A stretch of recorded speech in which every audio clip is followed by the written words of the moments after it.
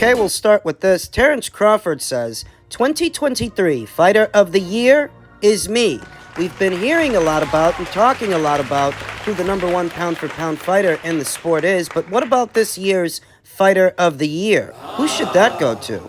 I'm the only fighter to beat a top 5 pound-for-pound fighter this year, and the way I beat him was unmatched. Crawford wrote on X, formerly known as Twitter, 2023 Fighter of the Year is me. Some might say, but I only fought one time, but that one fight was bigger than any of the others. #facts. Boxing fans and pundits have been fervently debating who deserves this annual distinction, which is handed out annually by various media outlets at this time of the year. Many feel that Naoya Inoue, the Japanese dynamo, deserves to be recognized as the top fighter of the past year, especially since, unlike Crawford, he fought twice. I feel like Fighter of the Year is a bit more open to interpretation than the number one pound-for-pound fighter of the sport. Given that the governing criteria that determines what fighters go where on the Ring IQ pound-for-pound list is set, that is a clear-cut matter to me, seems a clear-cut matter, whereas Fighter of the Year is a bit more open to interpretation. Yes. That Terrence's victory over Errol Spence Jr.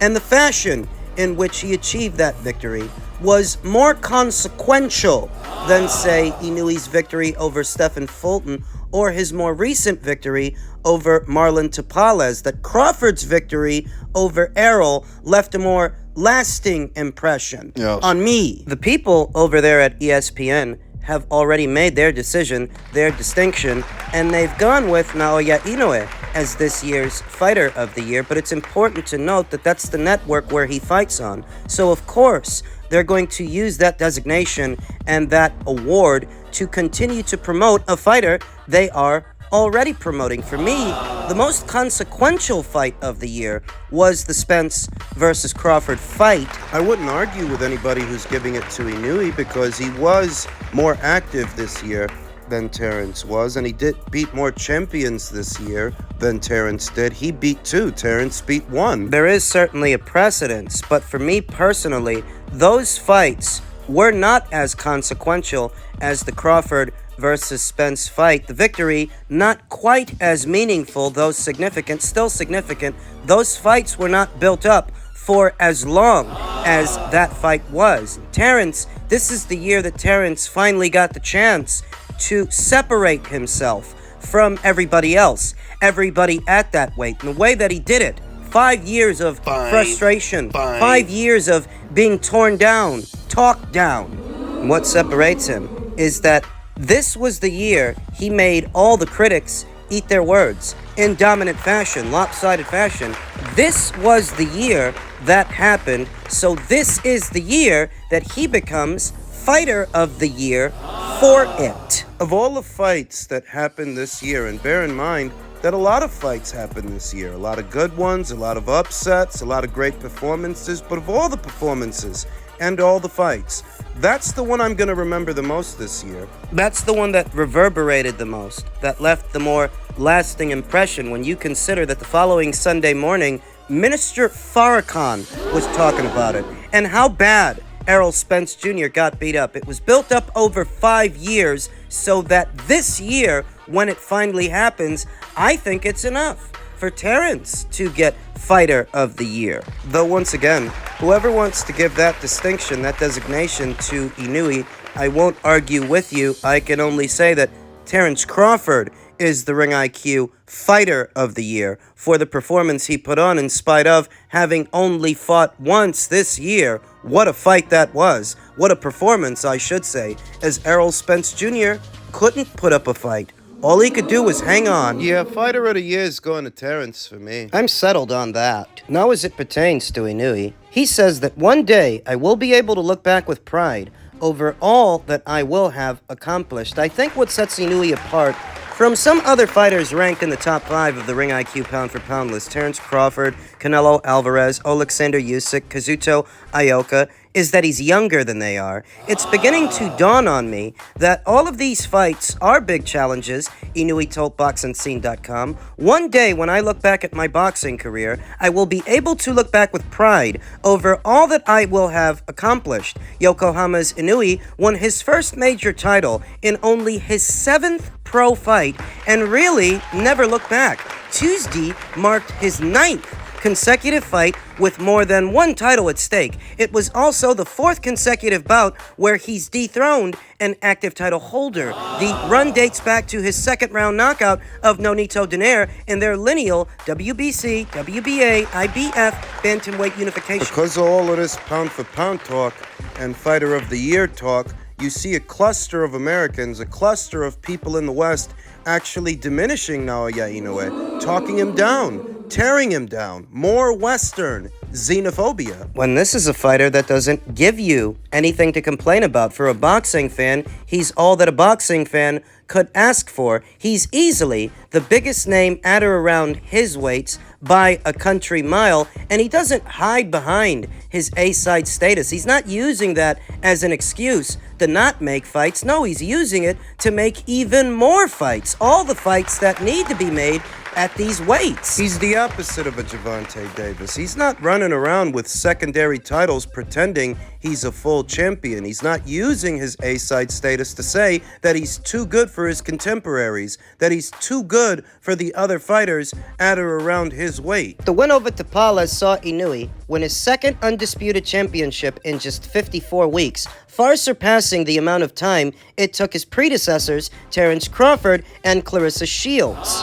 What stands out to me about Inoue is that he's only 30 years old. He's hitting his prime years now, and look at how accomplished he already is. He's already a 4-division champion, a 2-time undisputed champion who's beaten more champions than Terence Crawford. But he's younger than Terence Crawford. He has more good years to give to the sport when you think about it, that he's not in his mid-30s like Terence, like Usyk. He's younger than those guys. He's younger than Canelo. Next year, they are in the process of charting a course towards 3 in-the-ring appearances. A fight with Luis Neri of Mexico, a fight with Mudajan Akhmadaliev of Uzbekistan, possibly a fight with Sam Goodman of Australia or Jonriel Casimero of the Philippines. There's plenty there to keep Inoue busy in the next calendar year. And what's mind-boggling is that the American response to a fighter like this that's already doing so much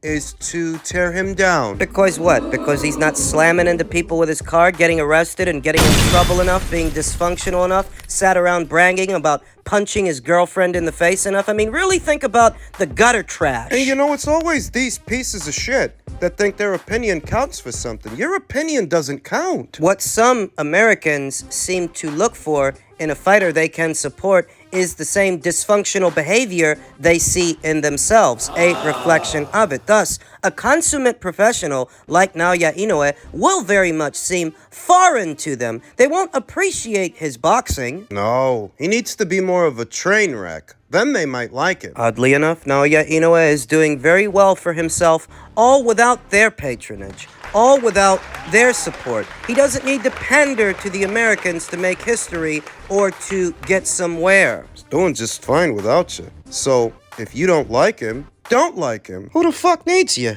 Yet another reminder that the Ring IQ pound-for-pound list is perhaps more fluid and ever-changing than other versions of the same list, other pound-for-pound lists.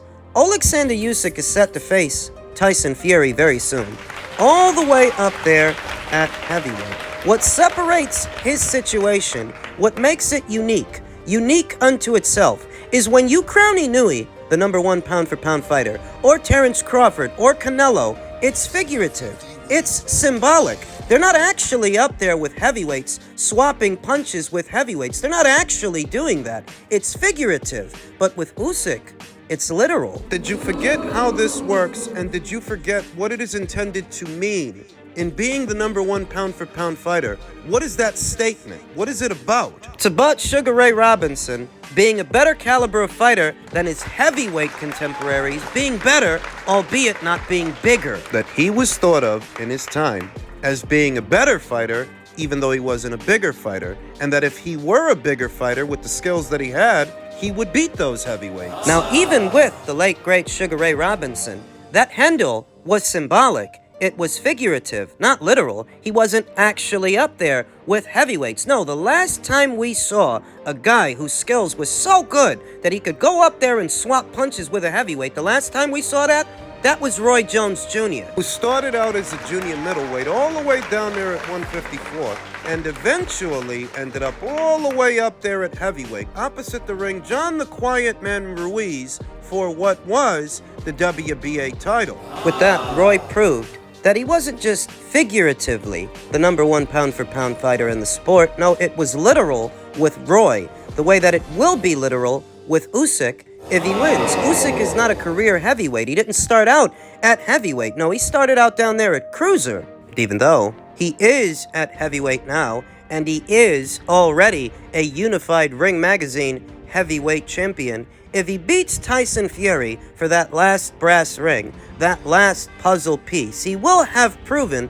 that in spite of him not having the same size or the same power as an Anthony Joshua, the same size or the same power as a Tyson Fury, he is in fact more skilled than they are, because he would have beaten them both. And that's what the pound-for-pound list is all about. Skill versus size. If he wins, he will usurp the #1 spot from Naoya Inoue. In spite of not having been a champion in as many weight classes as Inoue, and in spite of not having beaten as many champions as Inoue, what will set him apart is that Usyk's claim is not symbolic, it's not figurative, it's literal. He will have literally done it if he wins. If he loses, then he's ejected from the list, then no. Tyson Fury will not occupy his spot because Tyson Fury is a career heavyweight who has a size advantage over everybody on the list. Comprendo, friendo.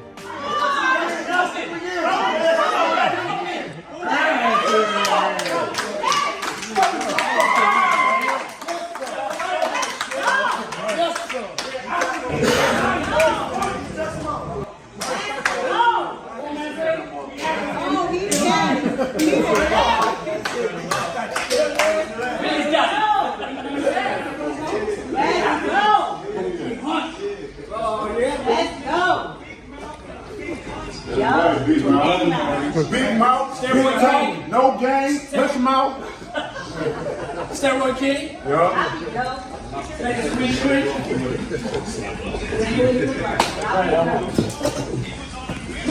Oh shit. Oh man. Oh man. Deontay Wilder, immediate reaction to Big Baby Miller.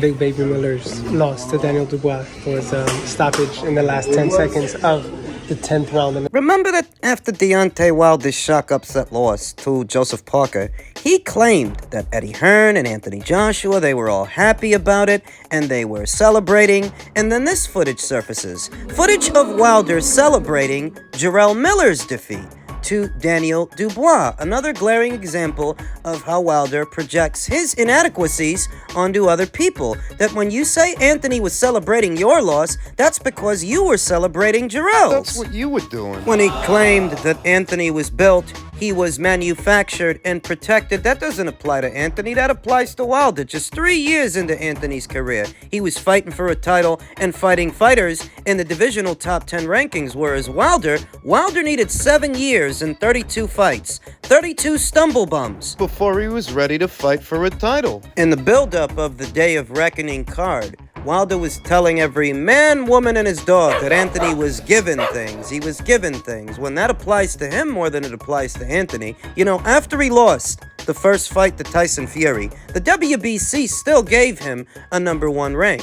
And even after he lost the third fight, they kept him there. They still gave him that #1 rank. While he sat out for a year, There were other fighters in those same ranks that were more active, that were fighting more often than Wilder, but they kept him there at #1. They essentially froze the ranks. they kept him there after he lost the third fight to Tyson Fury in the buildup of the Hellenius fight. They kept him there after the Hellenius fight. And even though he sat out most of this year, they still kept him there at number 1 in the build-up of the Parker fight. If anybody was given anything, it was Wilder. He was given far too much consideration that he didn't deserve. If you go to the WBC's website right now, Wilder's still there, ranked at number 1. I wonder if in their next set of updated rank standings, they will finally remove him from that number 1 spot. Anthony Joshua is ranked right behind him at number 2, but I don't get the sense he's going to go the WBC route, as he seems to be targeting a fight with Filip Prgovic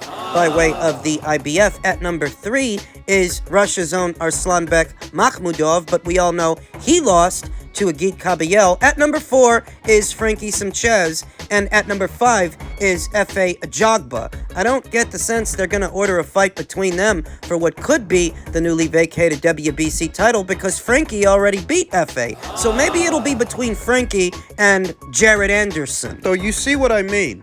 How could Wilder have been ranked at number 1 for something like 2 or 3 years when all these fighters ranked behind him have been more active than he has? In the last 2.5 years, Anthony Joshua, Arslanbek Makhmudov, Frankie Sanchez, F.A. Ajagba, Jared Anderson, even Martin Bakole. They've all been more active than Wilder, but the WBC gave him a number 1 rank that he never deserved to begin with. He's the manufactured one. He's the one who was quote-unquote given things. He's talking about himself when he says this stuff. When he claims that Eddie Hearn and Anthony Joshua were reveling in his defeat, celebrating it. No, you're talking about yourself, because you were just doing that when it comes to Jarrell Miller. What it really is Deontay projecting his own character flaws and his own inadequacies onto someone else. That's what he's been doing for years. You claimed Anthony was running from the fight. All the while, you ended up admitting that not only was the money you were offered real, they were offering you more of it than you stood to make with Fury.